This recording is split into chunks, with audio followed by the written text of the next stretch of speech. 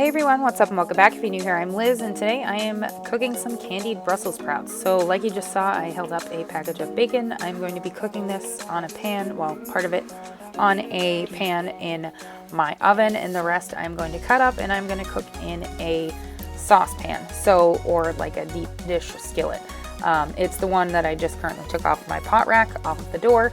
That is where I'm going to be chopping up some bacon with my lovely cutting shears, my kitchen shears, after I open this package of bacon that you're seeing me do now.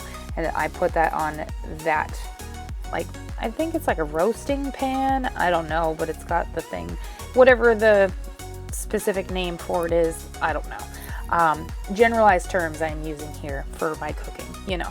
So I'm going to put the strips of bacon on here, and that is what I use to crumple up and I put on top. I don't put it on top when I am done with making the Brussels sprouts in the skillet.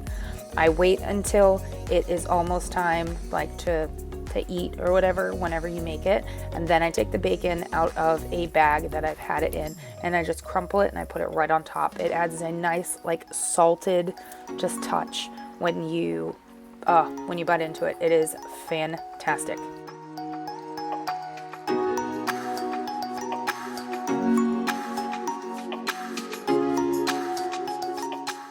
So like I mentioned, this is the other part of the bacon. I am just cutting little strips of it into my pan. I have melted 2 tablespoons of butter in this pan and just adding the bacon to it, and I'm going to cook that until it turns crispy, and then I'm going to start adding things to my pan. And bacon is the base of this dish. You want that bacon fat to mix with the butter so it cooks the Brussels sprouts down. That's what gives it that really nice, meaty, nutty flavor. And it sounds weird to say nutty, but it's a really like rich flavor that you get from the bacon mixed with the Brussels sprouts. So here, this is after the bacon's been cooking for a few minutes. You see how you get that nice bubbly action in the pan. This is now when I'm going to add the Brussels sprouts that I've already chopped. There is salt, pepper, garlic powder, and onion powder on this, and I'm just going to dump it right into my skillet. I'm going to toss it around a little bit, and I'm actually going to add more butter to this.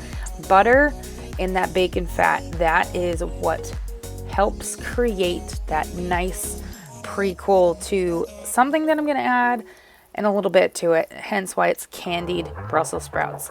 So like you just saw, I literally just added like 60% of that stick of butter to the top of the Brussels sprouts, and then I'm going to cover it and let it cook some more. What you want to do is you want to make sure this cooks down so that the Brussels sprouts are nice and soft, and when you add in that candied part of it, it just makes it so that you bite into it, you still get some crispiness from that bacon, a little bit of saltiness and sweet all together. It's like an explosion of flavors in your mouth, and it is magnificent. Looking for some crazy, I tell you everybody's standing in a line for the water slide. You can come on over. And like I told you guys, with any cooking that I do, you season it to however you want it. I use garlic powder, salt, pepper, whatever it is, and each time you add things to a recipe, you really should season each layer. It's something I actually learned from Kim from the Wads. I love her cooking. And this recipe that I'm actually making right now, I've modified it to how I like it. This is actually a recipe that I learned from Love Meg years ago when she was still thriving on YouTube. But anyway, that's besides the point. So here is where I add in the candied aspect of it. So whatever jam or jelly you have in the fridge, whatever you have on hand, the actual recipe calls for fig jam. I thought I had some in my fridge, some that I got from Trader Joe's, but I think I used it the last time I made this. So here I'm using, this is actually a jam that I got from my friend Nicole's wedding. This is a blueberry jam. And what I decided to do, because I didn't have enough to fully give it that nice candied effect, I found another jam that my husband actually got from his coworker, and it's a blue plum jam. So it's a blueberry, blue plum candied Brussels sprout recipe that I'm doing in this video. I know that's a whole mouthful of saying it, or you can just say candied mixed berry Brussels sprouts. The jam is what really cooks down, solidifies into the butter, adds to the nice saltiness of the bacon, the nice crunch of the Brussels sprouts, and it is just a party in your mouth. It is the most majestic thing I think I've ever cooked in my life. 3, 4. If you're looking for some crazy. So once you add in the jam, you're basically in the home stretch of cooking. Here I'm just wiping up everything just to make sure that things are clean, and this is before I do the dishes and all that jazz, hand wash some of the dishes and things like that. And like I said, this is really your home stretch. This dish, all in all, will take you less than 30 minutes. If you have already prepped your veggies and stuff like that, it makes it a lot easier.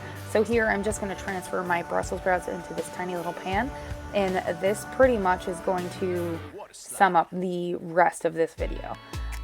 Typically I like to double or even quadruple this recipe because it's something that I've started making. This is my second year making it for Thanksgiving, and everybody seems to love it, and I love it. So I hope you guys enjoyed today's video. Here is going to be a nice overview so you can see the top of it. Look at that, the bacon, the Brussels sprouts, yummy, and I couldn't help myself. I needed to have a bite. So I hope you guys enjoyed, and I'll see you guys in my next Vlogmas episode. Bye, you guys.